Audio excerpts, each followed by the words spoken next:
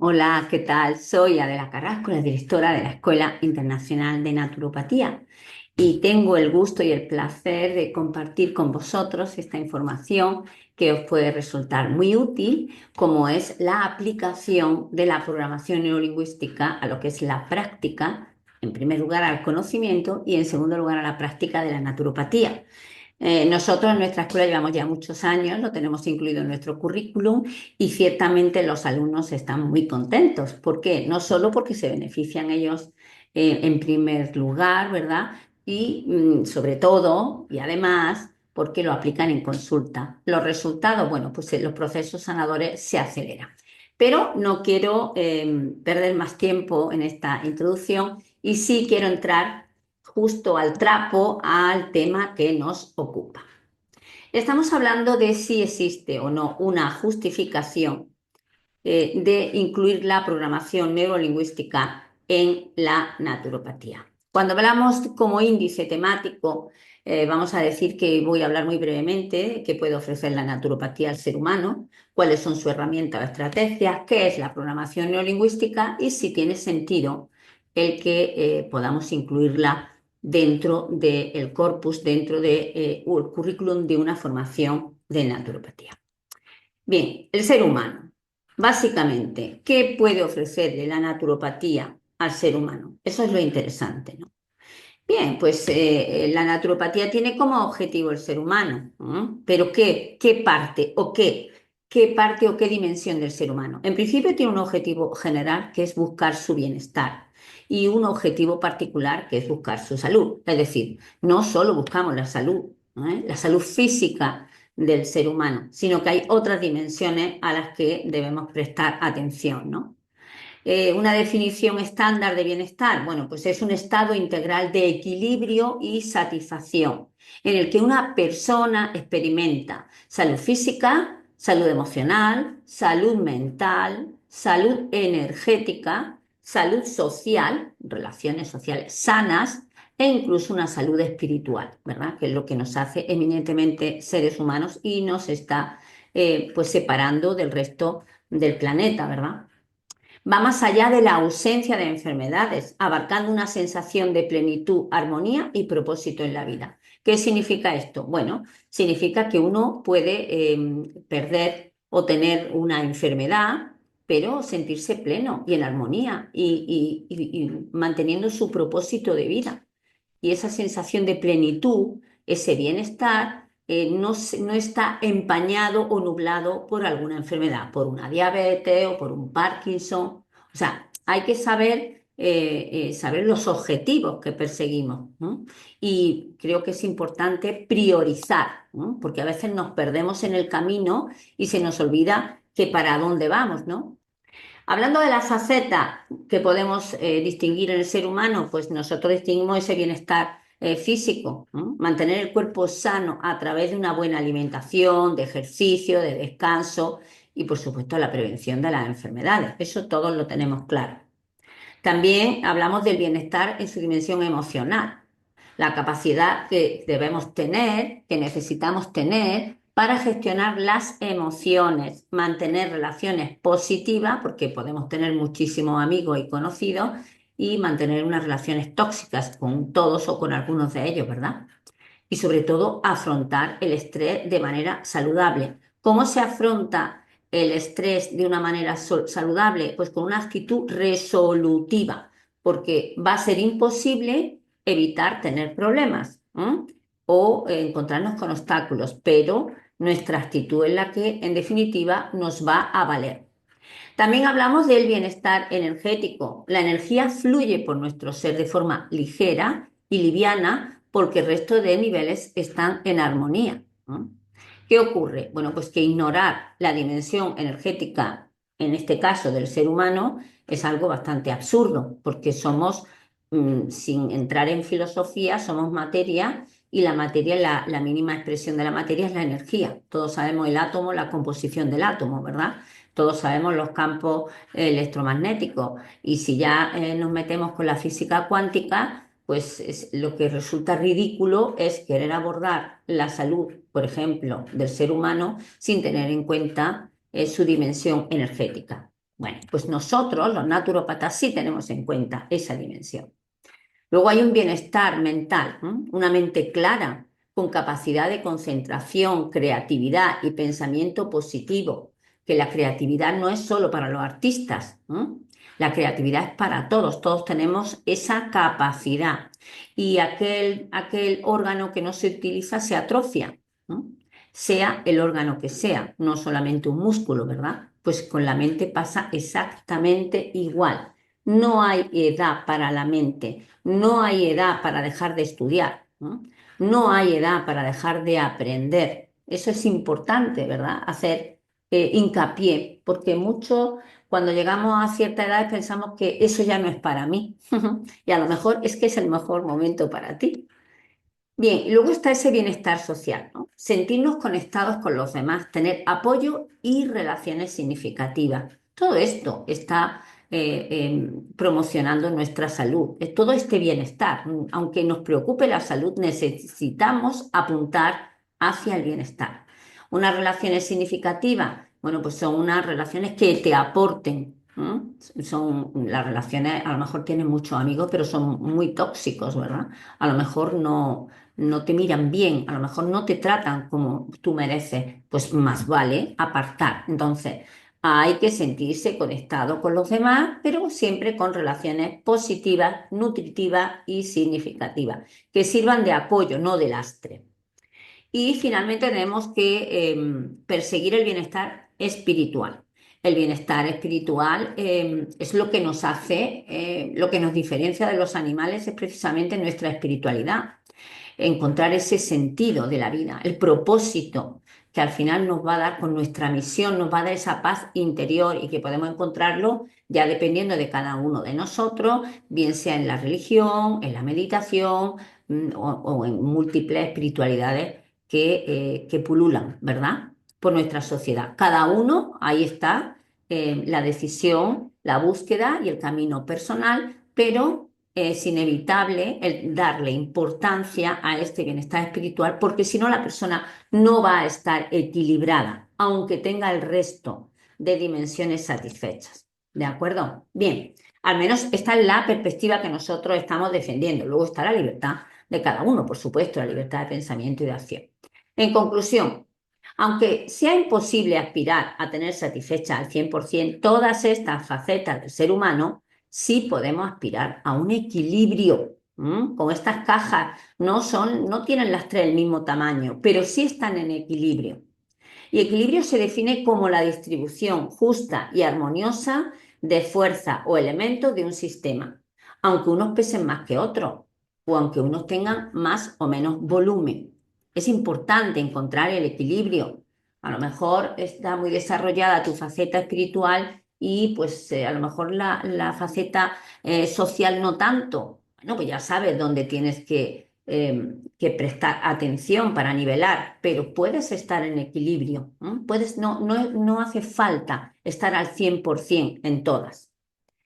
Y dice aquí, nos planteamos, ¿cómo conseguimos nosotros ese equilibrio? Bueno, la espiritualidad es el patrón por excelencia, porque es el que nos hace, pues básicamente, seres humanos, ¿verdad? Pero es algo tan personal e individual que no sería ni ético, ¿no? Ni ético ni honrado tomar partido, por ejemplo, nosotros desde una escuela, o bien por una o por otra, ¿no? Desde la enseñanza de la naturopatía. Además, eso daña mucho a la naturopatía esa es mi perspectiva, el que nosotros enseñemos la naturopatía con una espiritualidad o una ideología o una religión implícita, eso le hace mucho daño a la naturopatía, porque tú no entiendes una carpintería que sea, pues no sé, de derecha, de izquierda, atea, creyente, no, la carpintería es carpintería, ¿verdad?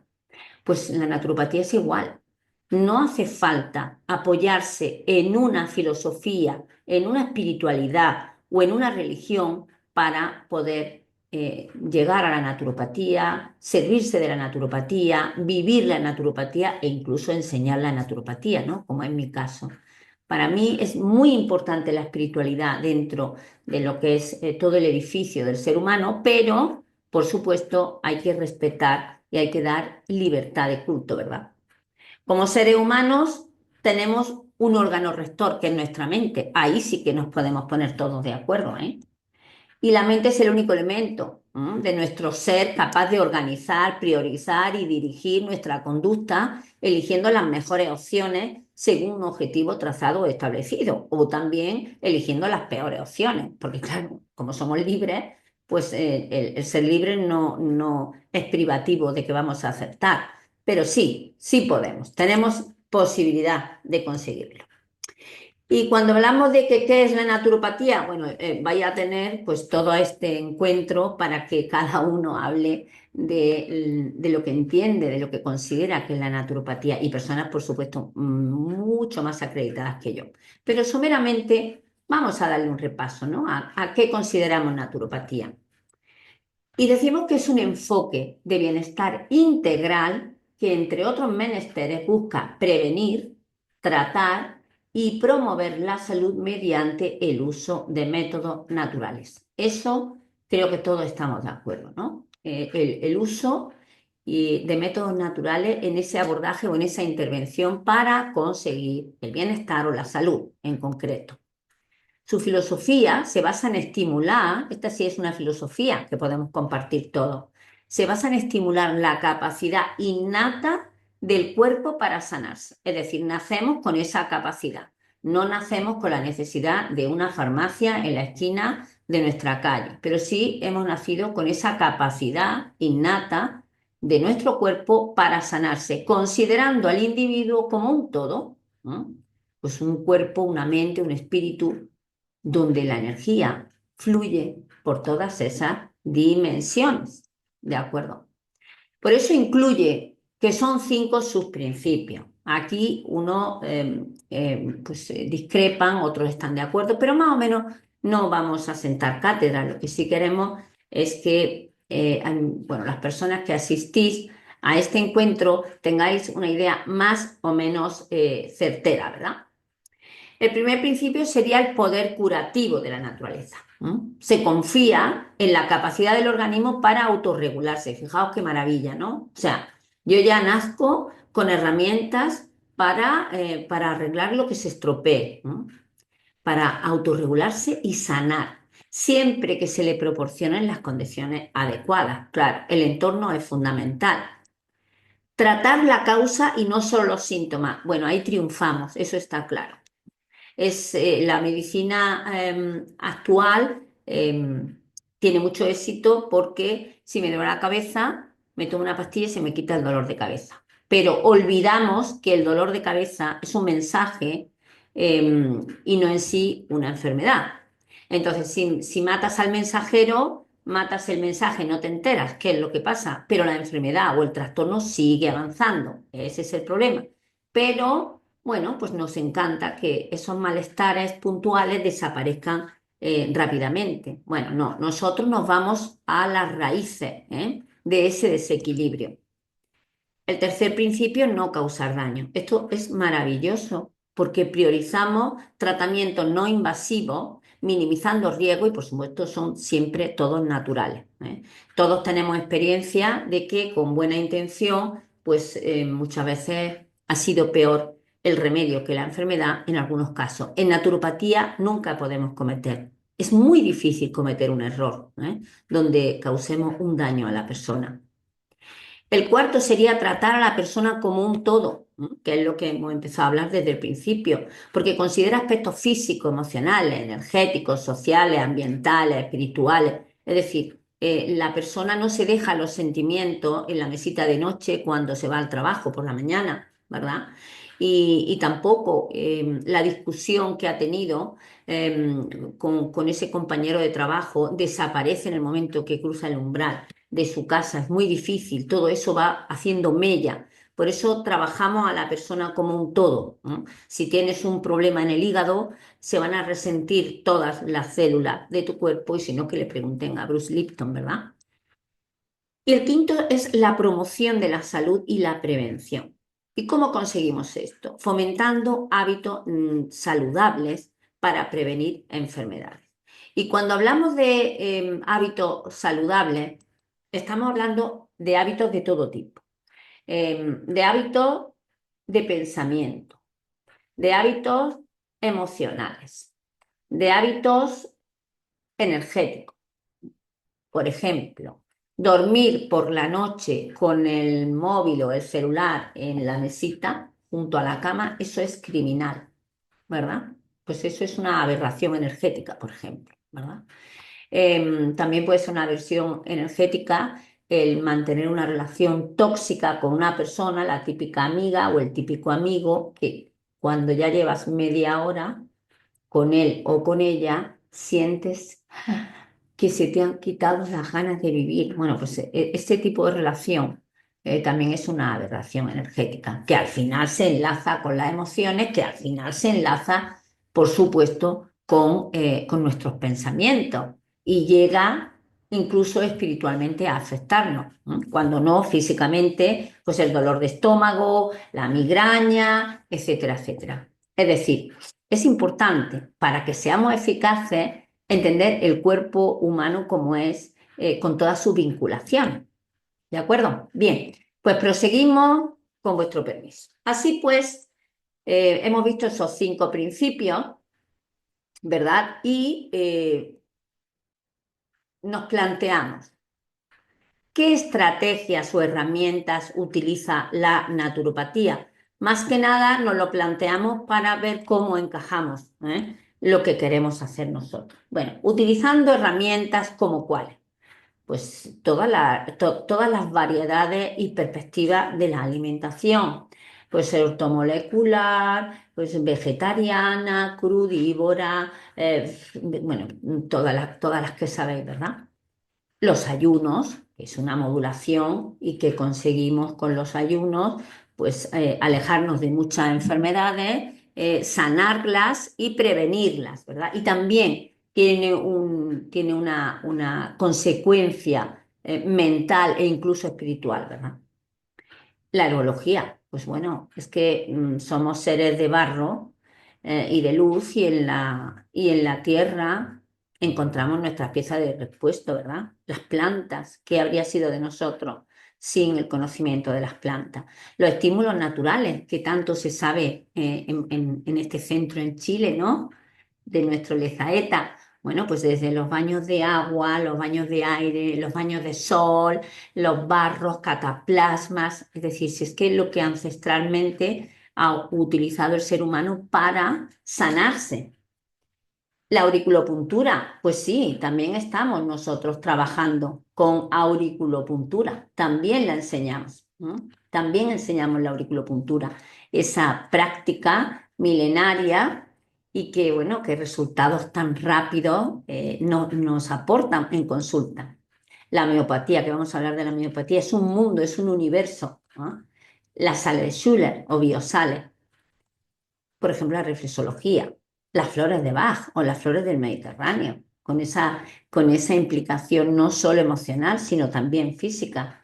Bueno, el método de evaluación o diagnóstico como la iridología. El coaching también lo hemos incluido. ¿Por qué? Porque la persona que te llega a consulta, en definitiva, nosotros, desde luego, desde nuestra perspectiva, en nuestra escuela, hemos intentado cambiar el paradigma donde la persona se responsabiliza de su salud. O sea, no se trata de cambiar el ibuprofeno por el arpagofito porque hay una inflamación. No, se trata de cambiar la perspectiva, el paradigma.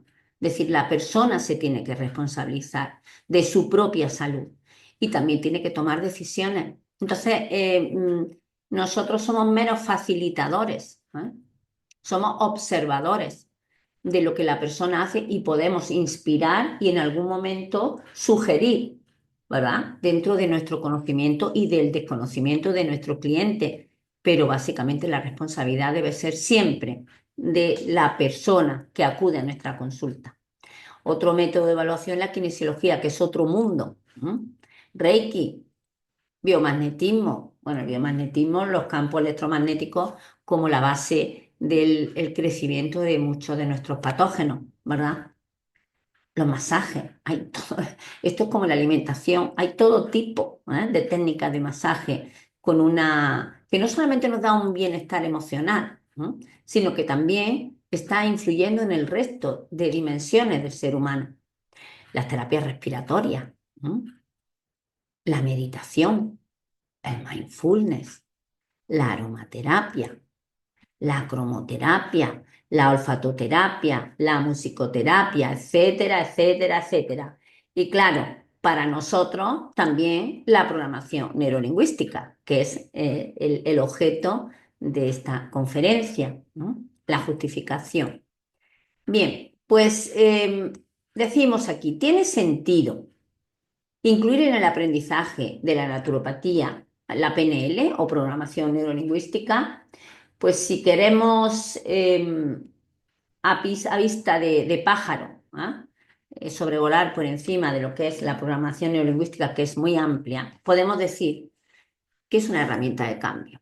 Nada más y nada menos que una herramienta de cambio. No hay detrás de ella ninguna filosofía, no hay ningún objetivo, no te dice cómo hacer, qué es lo que tienes que hacer, solo te dice cómo conseguirlo, eso sí, cómo eliminar los obstáculos que se interponen entre la persona que tú quieres ser y la persona que eres. Llámese una dieta que tienes que hacer, llámese una adicción que tienes que abandonar, llámese pues un comportamiento adictivo, agresivo, depresivo. Bueno, pues es una herramienta de cambio. ¿Pero de cambio de qué? Bueno, de patrones de pensamiento, ¿no? De determinadas formas de pensar que son tóxicas para ti y que te gustaría dejar de tenerla. Por ejemplo, pues una fobia, un miedo a que algo malo me va a pasar y no sé qué es, pero no me siento tranquila, ¿eh? Los patrones de sentimiento también, ¿eh? Puedes utilizar la programación neurolingüística para cambiar patrones de sentimiento, esos celos que no puedes evitar dejar de tener, por ejemplo. Y por supuesto, los patrones de conducta.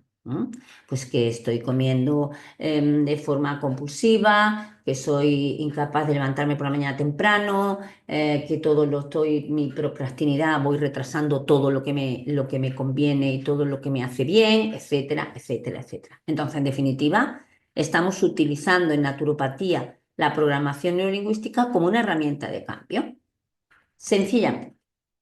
Y explica cómo llegamos desde el pensamiento hasta la conducta. Es decir, nos da una explicación. Desmenuzamos la razón por la que yo soy adicta al tabaco o la razón por la que tengo fobia a las arañas, pero no que te dice el por qué, no te dice de dónde te viene ese trauma o esa fobia, porque eso sería psicología, ¿no? No, solamente te explica de una forma, pues digamos, simplista, cómo funciona la mente desde que llega la idea hasta que llega el hábito, hasta que llega la conducta. Entonces te lo va explicando.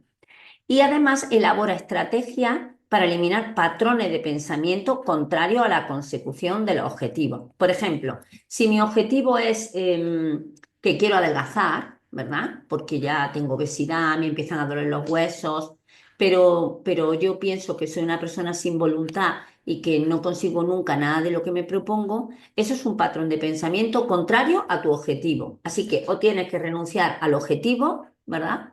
O tienes que renunciar a ese patrón de pensamiento.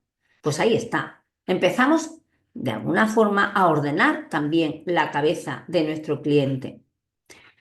Como antes hemos comentado, no hay ninguna filosofía o concepción del mundo detrás de ella, lo que la convierte en idónea para cualquier mentalidad. No tienes que ser ni creer en nada determinado para poder usarla en consulta.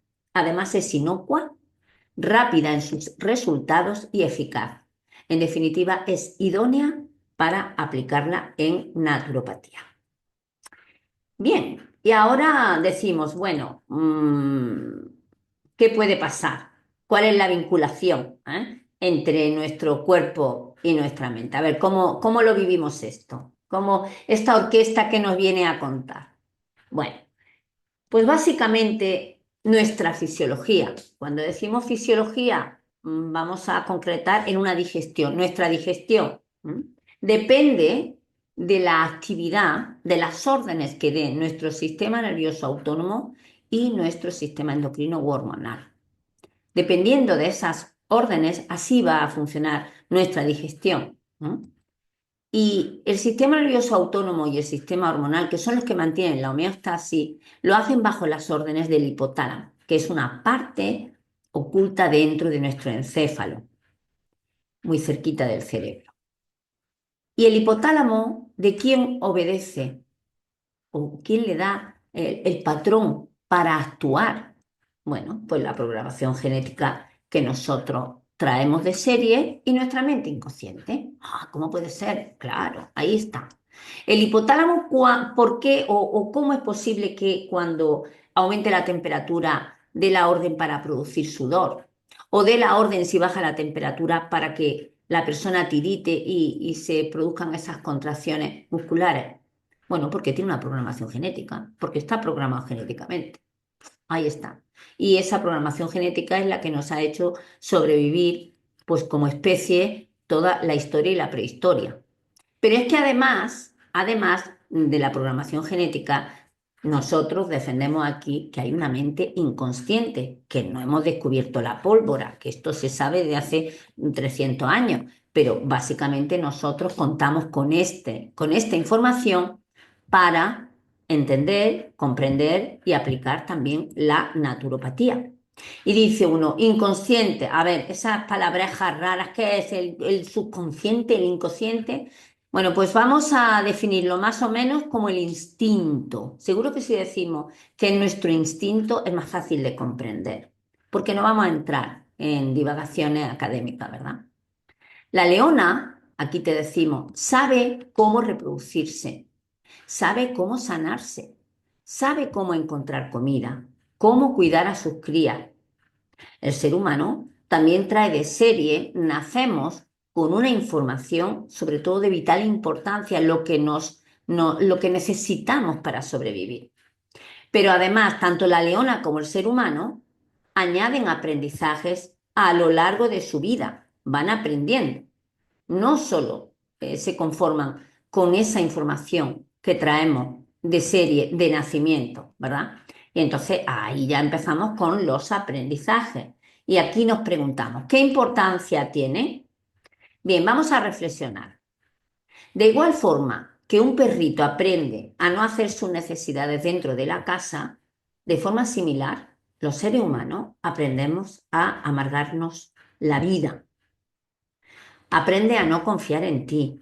Aprende a sentirte poco querido, o feo, o fea, o poco inteligente, o insuficiente, o malo. Claro, nosotros aprendemos de una forma inconsciente muchas veces, pues toda esta serie de programas, toda esta serie de creencias que de alguna forma nos incapacitan para conseguir aquello que deseamos, ¿no? No soy capaz, yo no puedo, yo no tengo, yo no sé, no es mi momento, ¿no? Cada uno que piense qué cosas considera que no puede hacer, cuando básicamente todos podemos hacerlo todo. Solamente hay que encontrar la estrategia, la herramienta, la paciencia, el tiempo y la decisión por hacerlo. Ahí está. Entonces hemos aprendido, como aprende el cachorro de la leona a cazar, pues nosotros, por la misma regla de tres, observando a nuestros progenitores, hemos aprendido pues lo que nos gusta de ellos y lo que nos disgusta. Lo que nos disgusta, bueno, pues a lo mejor hay 7 cosas de nuestros padres que no queremos repetir, pero luego hay 27 que las repetimos y no lo sabemos, porque no somos conscientes, pero ahí están. Es que nuestra supervivencia depende de que imitemos a nuestros progenitores, pero todos los mamíferos, yo diría que no solo los mamíferos, también las aves, ¿verdad? Los reptiles no creo, pero las aves quizás sí, los mamíferos seguro. Entonces, bueno, pues ya estamos empezando a plantearnos que es igual que el perrito, ¿eh? No trae de serie, no, su instinto no es hacer pipí o sus necesidades fuera de la casa, lo aprende. ¿Por qué? Porque le castiga, porque le chillas, porque hasta que aprende, tiene un aprendizaje, ¿verdad? Bueno, pues nosotros nos ha pasado exactamente igual, vivimos de aprendizajes. ¿Y cuál es la relación? del instinto y del inconsciente? Bueno, vamos a arrojar un poquito de luz sobre esto. Tanto instinto como inconsciente comparten elementos comunes. Por ejemplo, ambos son procesos automáticos que no operan con la intervención de la mente consciente. Ahí está. Es que nosotros actuamos con mecanismos automáticos y muchas veces no los controlamos ni los podemos controlar directamente con nuestra voluntad o con nuestra racionalidal. Pues igual que el instinto. Luego, ambos también tienen en común garantizar la supervivencia y para ello moldean comportamientos y actitudes. ¿M? La supervivencia, el instinto que tenemos de supervivencia es muy, muy parecido al inconsciente. El inconsciente, su programación es mantenernos vivos. Lo que ocurre es que a veces les metemos programas tóxicos que los anteponemos a esos programas de supervivencia y ahí está el problema. El innatismo, por el cual los miembros de la misma especie comparten los mismos patrones, o sea, instinto e inconsciente son idénticos en ese aspecto. Algunos autores lo diferencian en que el inconsciente apunta más hacia emociones, procesos psicológicos y comportamientos más complejos y al instinto lo relacionan más con necesidades básicas como el alimento o la reproducción. Pero todos sabemos que un perrito, a lo mejor si fallece su amo, se muere de pena, deja de comer, ¿verdad? O sea, no está tan clara. Esta distinción entre instinto e inconsciente no está tan clara. Quizás es que al ser nosotros seres más evolucionados, con una complicación, incluso con una dimensión espiritual, nuestro instinto no es igual que el de un chimpancé o el de un perro, ¿no? Aunque sean mamíferos como nosotros. ¿De acuerdo? Bien. Bueno, vamos a seguir reflexionando. Y decimos aquí, consecuencia de todo esto que hablamos. Bueno, algo es beneficioso o es perjudicial cuando se vincula a un objetivo que alcanzar. Claro, si no sabes a dónde ir, cualquier sitio al que llegues es bueno. Si no sabes a dónde quieres llegar, cualquier sitio al que llegues es bueno. Entonces, hay que partir de la base de que la persona, bajo su reflexión, tiene que idear pues, un objetivo que conseguir, que puede ser adelgazar, que puede ser eliminar la enfermedad de la piel del tipo que sea, por ejemplo, con alimentación o con ayunos o con baños o con masajes o con, no sé, ¿verdad? Pero tiene que establecer un objetivo que alcanzar. Si en tu sangre no aparece la insulina suficiente o vehiculable, o sea, no es eficaz esa insulina, el comer tarta de chocolate y nata se convierte en algo perjudicial para ese individuo en concreto. En sí, comer tarta de chocolate y nata no te vas a morir por comértela.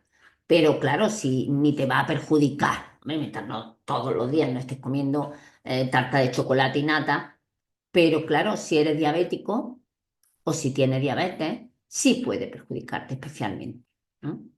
En este caso, el objetivo sería mantener el equilibrio entre la glucosa en sangre y la energía consumida. Claro, si, por ejemplo, después de comerte esa tarta de chocolate y nata, pues te pones a caminar 20 kilómetros, probablemente no te afecte, ¿no? No te afecte aunque sea una persona con diabetes.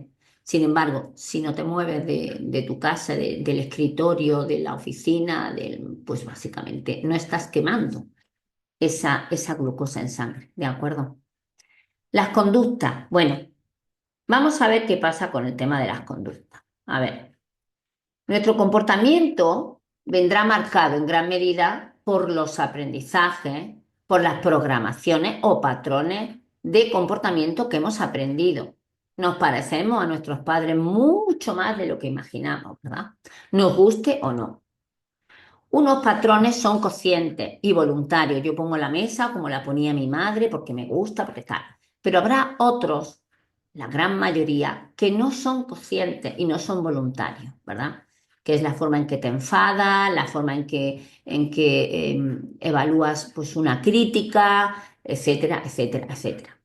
Al igual que el cachorro imita a su madre para cazar, pues como antes comentamos, nosotros estamos imitando a nuestros padres a la hora de enjuiciar la realidad y reaccionar ante ella. Ahí estamos. O sea, aunque no te guste la ideología de tu padre, quizás has aprendido a ser, por ejemplo, intransigente como él, aunque él fuera de izquierda y tú de derecha, o tú de izquierda y él de derecha, da igual. Aunque el contenido no sea el mismo, sí lo es el continente, sí es la forma, ¿no? Entonces, bueno, enjuicia la realidad y reacciona ante ella, pues tal y como has aprendido, ¿no? De tus padres. Y aquí yo añado que lo más probable es que desarrolle las mismas dolencias o enfermedades que aquel progenitor al que te pareces. No, no tanto físicamente como, antes hemos comentado, en su forma de abordar la realidad, su interpretación de los eventos. A ver, básicamente esto es muy interesante, porque aquí se rompe un poquito el tabú de es que es genético, es que esto es genético, es que el otro es genético, ¿no? Que le interesa tanto a la industria farmacéutica el que tengamos dolencias o enfermedades genéticas. A ver. ¿Tú eres flemática como tu madre o eres dramático como tu padre? ¿Tú eres una persona sensible a la crítica como tu madre o eres pasota como tu padre, por ejemplo, ¿no? Ahí está, esa es la reflexión que necesitamos hacer, ¿no? Bueno, pues dependiendo de a quién te parezcas a la hora de reaccionar o de interpretar la realidad, pues, ¿qué enfermedades han tenido ellos? Dice, cuando veas la barba del vecino pelar, echa las tuyas a remojar. Es decir, vete preparando, que o cambias esa forma de reaccionar o de interpretar la realidad, o muy probablemente vas a heredar esa dolencia o esa enfermedad, pero no son genéticas, ¿eh? Eso es un engaña bobos muy oportuno para vender medicamentos, que en definitiva es de lo que se trata, ¿no?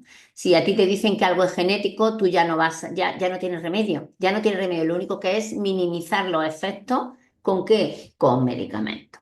Bien, vamos a ver la vinculación fisiológica que le hemos visto así nada más que por encima. ¿Cómo se produce esto? Vamos a empezar desde el principio y decimos, el propósito. Tanto instinto como inconsciente, si los quieres diferenciar, tienen un propósito común, que es mantenernos vivos y de la mejor forma posible. A la programación genética, a lo que tú traes genéticamente, esa información, ¿verdad? Hay que añadirle los aprendizajes que hemos comentado antes, lo que tú has ido aprendiendo a lo largo de tu vida, lo que te han ido enseñando y lo que has aprendido tú por tu cuenta. Algunos están en nuestra mente racional, pero el resto está en el inconsciente. ¿Y cuáles son los pensamientos o los patrones o los aprendizajes que tengo en el inconsciente? Pues no lo sabemos, porque por eso son inconscientes. Pero podemos intuir o imaginar en algunos casos concretos cuáles puedes tener por los resultados. Es decir, si estás viendo humo, te puedes imaginar que justo debajo hay fuego, ¿verdad? O que algo está combustionando. Ahí está, eso hay que saberlo, ¿no? Ambos se convierten en guías de comportamiento para alcanzar el propósito común, que es la supervivencia.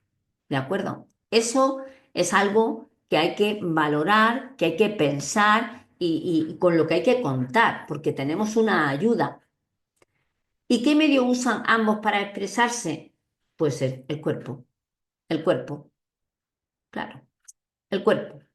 Tanto el instinto como el inconsciente, como, bueno, desde la programación neurolingüística decimos que el inconsciente nos manda mensajes, bien intuiciones, en primer lugar, que dice, ay, tengo una intuición, no sé por qué esta persona no me gusta, o este tal, bueno, esas intuiciones vienen del inconsciente. El inconsciente tiene todo archivado, es el que más información tiene, somos auténticas esponjas de toda la información que nos llega continuamente, solo vamos seleccionando, porque si no caeríamos por saturación en la locura, ¿no? Vamos seleccionando algunos que son conscientes, ¿no? Pero básicamente la intuición viene de todo el conocimiento archivado, desde que incluso antes de nacer. Y evidentemente, bueno, pues nosotros con esa información recibimos mensajitos del inconsciente, bien por la intuición, pero también por los sueños. Solo que los sueños son metáforas que hay que saber interpretar. También enseñamos en la escuela cómo interpretar los sueños, ¿no? Es algo muy, incluso muy lógico. Es decir, la persona se da cuenta de que no el agua no significa tal, como decía Freud, no, porque el agua para un beduino no tiene el mismo significado que para un esquimal. Entonces no podemos decir que soñar con agua significa tal cosa, significará para este individuo, pero no para todo el mundo, ¿no? Entonces, pues llegan las intuiciones, que son la forma en que tiene de hablarnos nuestro inconsciente, no le hacemos caso, llegan los sueños, no nos enteramos de qué va, y el tercer mensaje son los síntomas. Los síntomas que son un dolor de cabeza, un dolor de estómago, una diarrea, un dolor de hombro, una uña encarnada, una verruga, todo lo que podamos imaginarnos tiene un sentido, es un mensaje de nuestra mente, de esa parte de nuestra mente que tiene una única obsesión que es mantenernos vivos, y de la mejor manera. Y decimos, ¿cómo se comunica el inconsciente con la mente racional? Bueno, ya hemos hablado un poquito de ello, pero decimos, ampliamos y decimos, tenemos en cuenta que nuestra conducta tiene un porcentaje de actividad racional y otro de actividad inconsciente e involuntaria. El puente de comunicación entre ambas mentes suele ser el cuerpo. Cada síntoma físico inusual puede tratarse de un mensaje de nuestra mente inconsciente por el cual debemos cambiar o bien una forma concreta de pensar o una forma concreta de sentir o una forma concreta de actuar. ¿Por qué? Porque no están colaborando con el propósito que tienen ambos dos, tanto inconsciente como instinto, que es la supervivencia.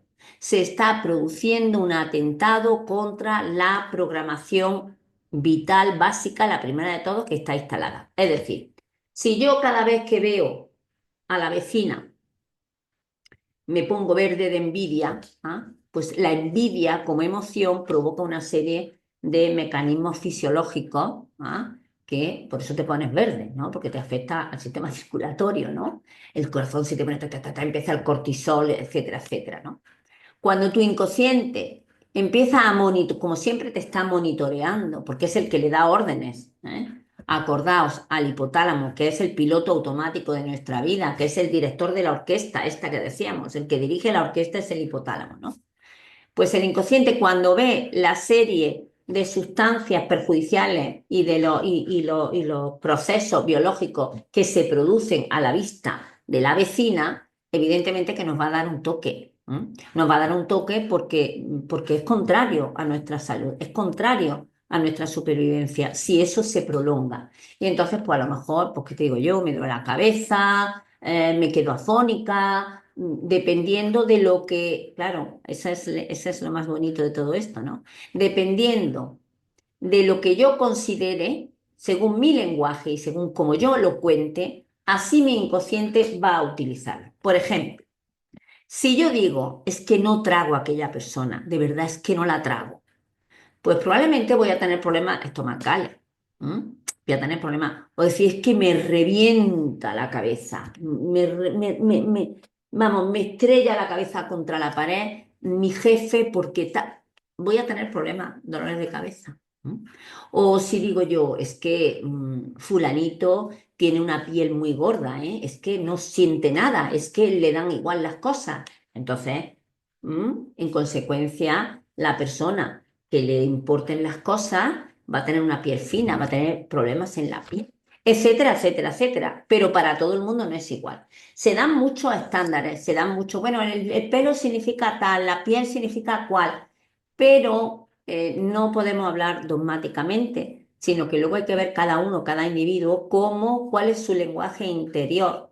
Porque tal y como nosotros nos hablamos a nosotros mismos, así va tomando nota el inconsciente y así es por donde nos viene. Así es por donde nos viene el síntoma, la sintomatología. ¿De acuerdo? Bueno, luego en el turno de preguntas, pues estoy dispuesta a explicar aquello que no se entienda bien. Pero vamos a poner un ejemplo. Dice, pero para la comunicación, para que sea efectiva, Hace falta una condición previa, que usemos símbolos significativos para ambas partes, para el emisor y para el receptor, que es lo que estábamos comentando anteriormente. Por ejemplo, tradicionalmente se ha asociado el amor o los sentimientos con el corazón.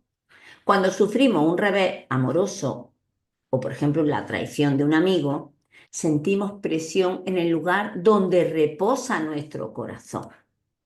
¿Quién establece el significado de esos signos? El lenguaje.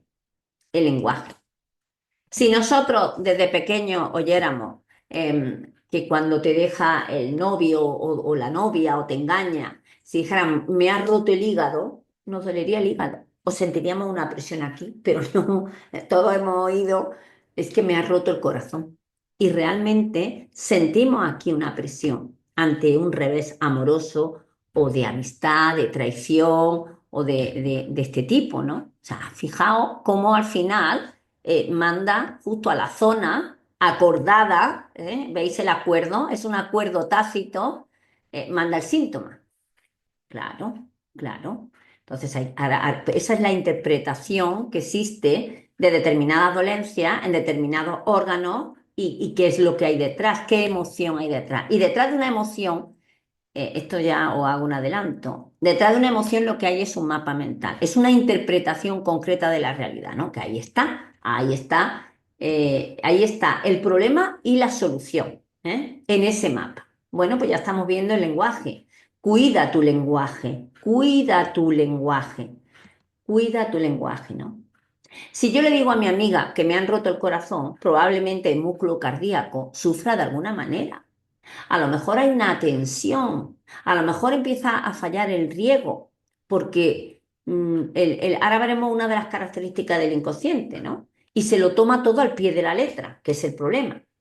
Y dice, ¿cómo ocurre eso? Bueno, pues yo digo que me han roto el corazón, mi mente inconsciente toma nota, ella es quien da órdenes al hipotálamo, como hemos visto anteriormente, el hipotálamo da órdenes al sistema nervioso autónomo y al sistema endocrino, y el objetivo sería, ¿cuál? Pues el músculo cardíaco. ¿Qué va a pasar? Pues a lo mejor rigidez, poco riego, pérdida de ritmo. Así es como sucede. ¿Por qué? Porque la coherencia es necesaria. La mente siempre busca coherencia.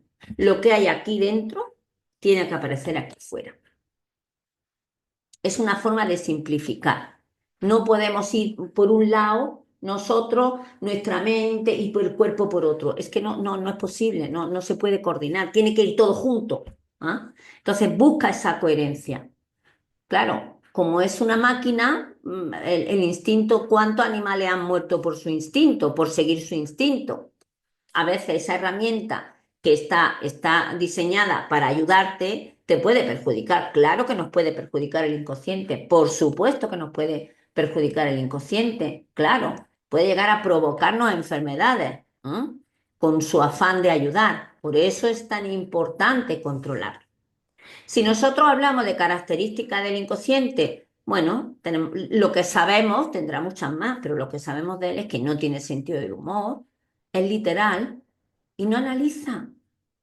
Es como un niño de 2 a 5 años. ¿Eh? Tú le dices a un niño de 2 a 5 años, mira un burro volando. Y el niño dice, ¿dónde, dónde, dónde? No dice, ay, no, los burros no vuelan. Eso te lo hace un niño mayor de 5 años. Pero hasta esa edad, o tú a un niño de 2 añitos le cuentas un chiste y el niño se ríe porque tú te ríes, pero no entiende el chiste, no lo entiende. No tiene ese pensamiento simbólico todavía, ni la ironía, ni el doble sentido. No lo entiende. Pues eso le pasa al inconsciente. Si dice, me has roto el corazón, no te lo va a romper, pero va a ir a por él. Va a generar coherencia. Fijaos qué importante es. Yo recuerdo que antes de haber aprendido la programación neurolingüística, yo ahora me controlo mucho, pero son muchísimos años ya. Pero yo me acuerdo que cuando alguien no me gustaba, yo decía, es que fulanito me tiene podrida, es que me tiene podrida, me pudre fulanito. Y cuando yo me enteré del trasfondo y de las consecuencias, ya dejé, por supuesto, dejé de decirlo, ¿no? O sea, ojo con el lenguaje, ¿eh? Ojo con el lenguaje. Yo sé que más de uno está dándole vuelta a ver qué cosa se dice a sí mismo o no se dice. Bien, Y vamos a poner para terminar un caso práctico. Imagínate que Elena se enfada con su madre porque le impide ponerse la ropa que le gusta, ¿eh? Y tiene que doblegar su voluntad a la voluntad de su madre porque todavía es una adolescente. Y su madre dice, no te pones esa minifalda o no te pones esa falda tan corta, ¿no? ¿Qué símbolo hay claro de sumisión? Bueno, pues yo creo que puede entenderse las rodillas. Te estás arrodillando, estás bajando la cabeza, ¿verdad? Claro. Este es la simbología de lo que está ocurriendo, con Elena y su madre. Entonces, ¿qué puede pasar? Pues un dolor de rodillas o un dolor de cuello o cabeza. A mí me hace mucha gracia cuando dice, es que a los adolescentes les duelen mucho las rodillas. Claro, es que como están creciendo, y yo digo, pero solamente le están creciendo las piernas, no le crece el resto del cuerpo. ¿Por qué le duele la rodilla especialmente a los adolescentes? Pero eso puede pasar a las personas ya adultas, mayores. A lo mejor es tu jefe el que te impone el que haga las cosas de una determinada manera, ¿verdad? Y te tienes que doblegar. Y entonces, según James, si eres diestra, probablemente la rodilla derecha sea la que se te fastidie o la que te duela, ¿no? O la parte derecha de la cabeza. ¿De acuerdo? Esto es muy interesante, sobre todo porque independientemente de que le pongamos una alimentación adecuada, le recomendemos hacer ejercicio de una forma cotidiana, etcétera, etcétera, etcétera, pues el trabajar, el incluir higiene emocional o higiene mental en nuestros clientes no solo es divertido, sino que acelera, desde luego acelera muchísimo los procesos. Sobre todo estamos aportando bienestar y calidad de vida, que en definitiva yo creo que es el compromiso, que tenemos. Así pues, vemos este caso práctico, ¿no? Le duelen las rodillas porque no se quiere doblegar. Si nos llega a consulta una persona con dolor de rodillas, le haremos reflexionar si se está sintiendo doblegada por algo o alguien, que no hace falta que te lo cuente, con que se dé cuenta la persona. Y una vez identificado el origen, se usarán las herramientas de la programación neurolingüística para eliminar esa respuesta fisiológica. Es decir, nosotros utilizamos la programación neurolingüística para que la persona deje de sentirse doblegada. ¿Cómo? Pues cambiando el mapa, si no se puede cambiar el territorio, cambiando la interpretación que está haciendo de la situación, si no puede cambiar de madre, porque a veces no podemos cambiar de territorio. Entonces, bueno, pues aquí tenemos, por ejemplo, la península ibérica, ¿no? Fijaos, es, es el mismo territorio. Sin embargo, ¿qué cambia? El mapa. El mapa. Ese es el secreto, la interpretación. La península ibérica es el territorio que es. Sin embargo, pues al cambiar el mapa, cambia todo, aunque sea el mismo territorio. Ese es el trabajo que tenemos nosotros con nuestros clientes cuando aplicamos la programación neurolingüística. Y luego, si hace falta, pues le damos arpago fito o le damos le ponemos una alimentación desinflamatoria, etcétera, etcétera. Y dice aquí, posteriormente podrá aconsejarle un tipo de alimentación, ponerle los imanes en lugares estratégicos, usar ungüentos, homeopatía, reflexología, aromaterapia. Pero lo importante es eliminar la condición emocional que alimenta el trastorno, porque ese trastorno es un mensaje de socorro, ¿no? Que te manda tu mente inconsciente para cambiar algo que te está resultando tóxico en el desarrollo normal como persona. Esa es nuestra perspectiva y la justificación por la cual el naturópata debe conocer las habilidades de la programación neurolingüística. Bueno, y solo deciros que muchas gracias y que, bueno, pues nos encontramos en el turno de preguntas. Básicamente, esto es todo. Muchísimas gracias por darme la oportunidad de compartir con vosotros y bueno, os animo a que os entreguéis a todas las conferencias que son súper fascinantes e interesantes. Un saludo a todos vosotros.